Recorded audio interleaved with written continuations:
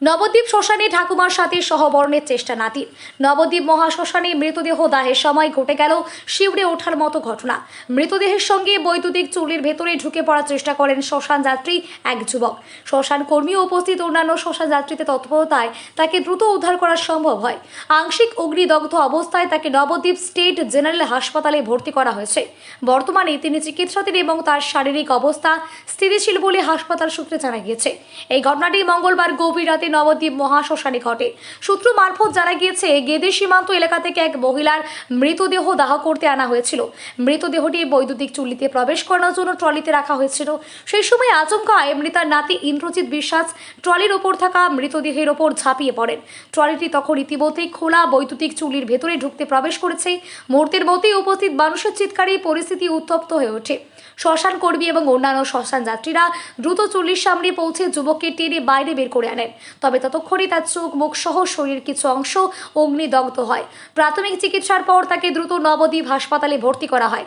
চিকিৎসকদের পর্যবেক্ষণে তিনি এখন স্থিতিশীল রয়েছেন। এই ঘটনার কারণ নিয়ে এখনও ধোঁয়াশা রয়েছে।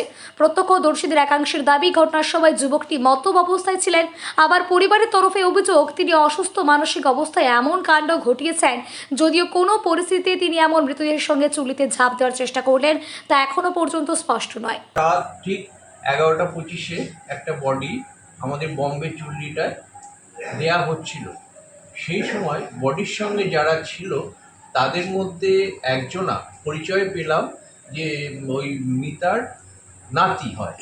সে ওই বডিটার যখন ঢোকানো হয় চুল্লির ভেতর, মানে মোটামুটি 50% ঢুকে গেছে বডিটা, সেই সময় এ দূর থেকে গিয়ে ঝাঁপ মেরে সে বডিটার উপরে গিয়ে পড়ে। তখন আমাদের যে ডোম ছিল সে খুব দৃঢ়তার সঙ্গে সঙ্গে সে বডিটাকে সেই আটকে দেয়, এই ট্রলিটাকে আটকে দেয় এবং বডিটাকে উদ্ধার করে বাইরে নিয়ে আসে। তারপরে ওই ছেলেটিকে বডিটাকে সেই লোকটিকে তখন ওরা যারা বডি নিয়ে এসেছিল ওরা তখন এতে নিয়ে যায়, হসপিটালে নিয়ে যায়। এখন হসপিটালে এডমিট আছে? এখন হসপিটালেই আছে ওরা। কোথাকার বডি ছিল? কতকার বডিটা কোথাকার ছিল? কৃষ্ণগঞ্জ থানা। ওর নাম ছিল বোধহয়, খুব সম্ভব, ইন্দ্রজিৎ বিশ্বাস ছেলেটি। আর তার দিদিমা যে ছিল সে বোধহয় কি 95 বছরের বৃদ্ধা। 95 কি টুকুবালা মণ্ডল। ওনার দেহ দাহ করতে এসেছিল। আর তারপরেই এই ঘটনা।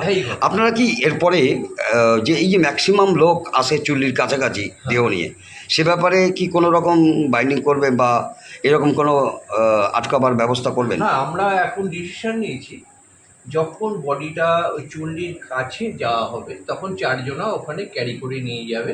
তারপর সেই 4 জনাকেও আমরা মোটামুটি দূরত্ব থেকে বেশ কিছুটা দূরত্ব, আমাদের একটা কোলাপসিবল গেট আছে, সেই গেটের বাইরে রাখার পরিকল্পনা করেছি। সেখান থেকে ওরা দেহটা যাতে দেখতে পায় সেই ব্যবস্থা করবে। মানে এইরকম যাতে দুর্ঘটনা আর ভবিষ্যতে না ঘটাতে পারে কেউ। দূর থেকে কে ঝাঁপ মারবে সেটা তো বোঝা যায় না।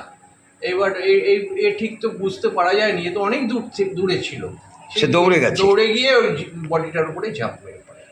আগামী দিনে আপনারা নিরাপত্তার কারণে গ্রিলের বাইরেই দাহ যারা করতে আসবে শ্মশান যাত্রীদের বাইরে রাখবেন। হ্যাঁ, বাইরে রাখবেন।